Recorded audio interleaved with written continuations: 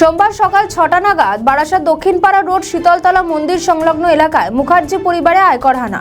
স্থানীয় সূত্রে জানা যাচ্ছে বর্তমানে বাড়িতে 4 ভাই সহ তার পরিবারে থাকে, যদিও এক ভাই বর্তমানে লেকটাউনে থাকে। সূত্র মারফত খবর তিনি জমি বেচাকেনা সহ প্রমোটিং এর সঙ্গে যুক্ত।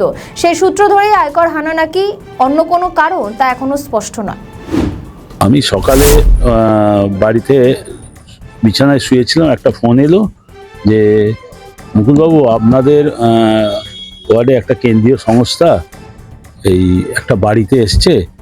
তা আমি তো শুনে অবাক হয়ে গেলাম যে আমাদের ওয়ার্ডে আজ পর্যন্ত কোনোদিন কোনো কেন্দ্রীয় সংস্থা এভাবে রেড করেনি। তা আমাদের পাড়ায় সব ম্যাক্সিমাম মানুষই সব মধ্যবিত্ত, তো সেই কারণেই এরকম কেন্দ্রীয় সরকার এসে কেন্দ্রীয় সংস্থায় সেখানে রেড করবে আমরা জীবনে ভাবতে পারিনি। কিন্তু আমি সঙ্গে সঙ্গে বাড়ি থেকে বেরিয়ে এসে দেখলাম হ্যাঁ প্রায় 4টে গাড়ি দাঁড়িয়ে রয়েছে, সিআরপিএফ রয়েছে এবং তারা সব বাড়ির ভেতরে রয়েছে এবং রেড হচ্ছে। তা এলাকায় অনেক উৎসুক মানুষ বেরিয়ে পড়েছেন শুনে, তা এরাও পুরনো বাসিন্দা। এই শুনে আমিও এসছি, এসে ভাবছি হঠাৎ করে কেন আমাদের পাড়ায় এরকম হলো। এই বাড়িটা মূলত কারা জানেন? এই বাড়িটা মূলত হচ্ছে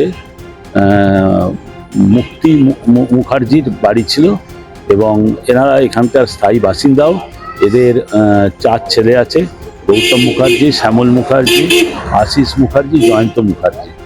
হ্যাঁ, এই 4 ভাই আছে আর বোনের বিয়ে হয়ে গেছে। এমন একটা কথা শোনা যাচ্ছে যে এনার এক ভাই প্রমোটিং এর সাথে জড়িত রয়েছে, সেই কেসে এনারা এমন কিছু পেয়েছে?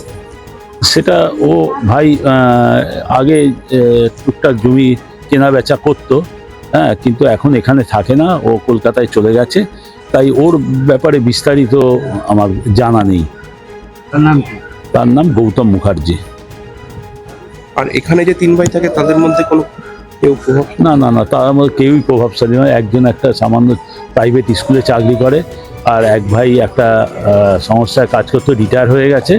এরা তেমন কেউই নয়, এরা খুবই সাধারণ। প্রভাবশালী বলে কোনোদিন আমি তাকে দেখিনি। সে এখন এখানে থাকে না, কলকাতায় থাকে। মাঝে মধ্যে বারাসাতে আসে, মাঝে মধ্যে আসে। কলকাতা কোথায় থাকে?